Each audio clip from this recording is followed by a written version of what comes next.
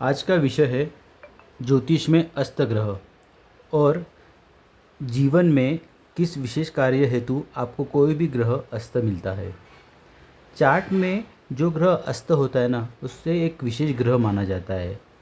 तो अस्त ग्रह कैसे देखें हम? जैसे कि कंबशन की प्रक्रिया में सूर्य भगवान स्वयं उस प्लैनेट की जिम्मेदारी ले रहे हैं।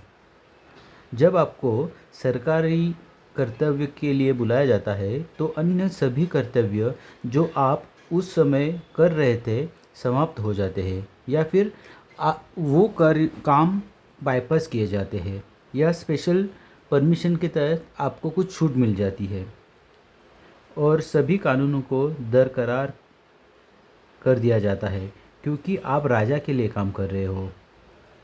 मुझे राजमार्ग पर या किसी रोड पर आपको नहीं दिखता कि ऑन गवर्नमेंट ड्यूटी, ये ऐसा पोस्टर किसी वाहन पे लगाया हुआ आपको दिखता है।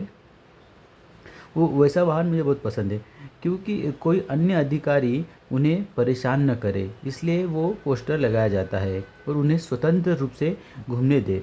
कुछ ऐसा ही मामला उन ग्रहों के साथ है जो कंबशन में है, क्योंकि अब वे सूर्य के उच्च लक्ष्य की ओर काम कर रहे हैं, चार्ट में प्रतिनिधित्व कर रहे हैं। इसलिए आत्मकारक, सूर्य आत्म का कारक ग्रह है ना, इसलिए आत्मकारक की इच्छा और कर्तव्य अब सूर्य के नियंत्रण में है।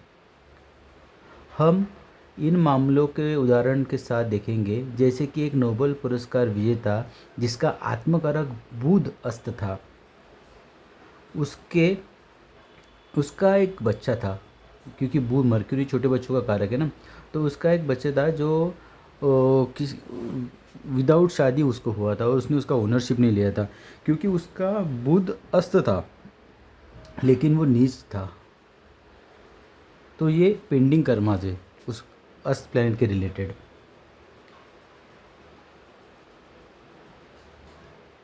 पिछला जीवन और अस्त ग्रह, एक कहानी आपको मैं सुनाना चाहता हूँ।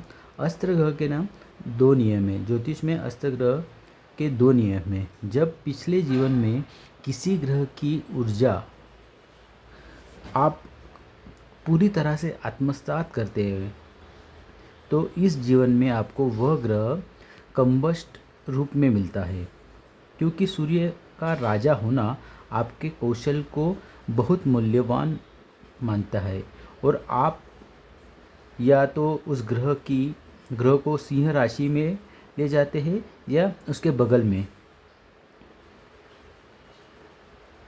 तो एक एग्जाम्पल के रूप में ना आपके सामने एक हॉरोस्कोप है।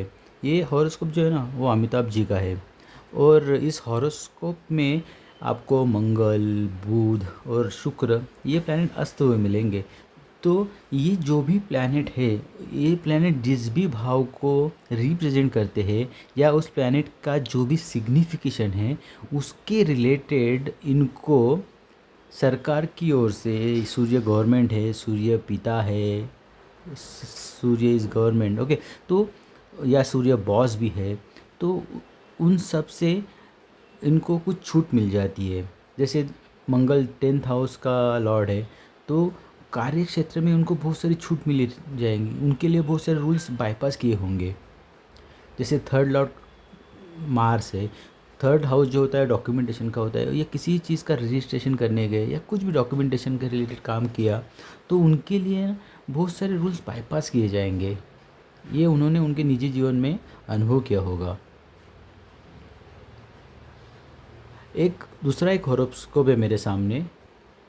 ये जो हॉरोस्कोप है ना, ये है मास्टर ब्लास्टर सचिन तेंदुलकर जी का। तो इनकी कुंडली में ना सूर्य जो है ना वो अस्त है।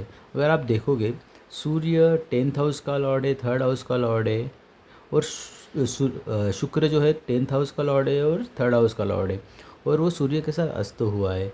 तो शुक्र जो है ना वो वाहन को भी सिग्निफाई करता है। आप जो व्हीकल लेते हैं उसका सिग्निफिकेटर शुक्र होता है। तो इन्होंने कुछ तो फॉरेन कार ली थी और उनके लिए स्पेशल परमिशन लेके कुछ रूल्स, आई मीन जो टैक्सेस पे करने होते हैं वो रूल उनके लिए बाईपास किया था बहुत साल पहले। तो ये एक एग्जाम्पल के तौर पे मैंने आपको बताया। जय श्री राम।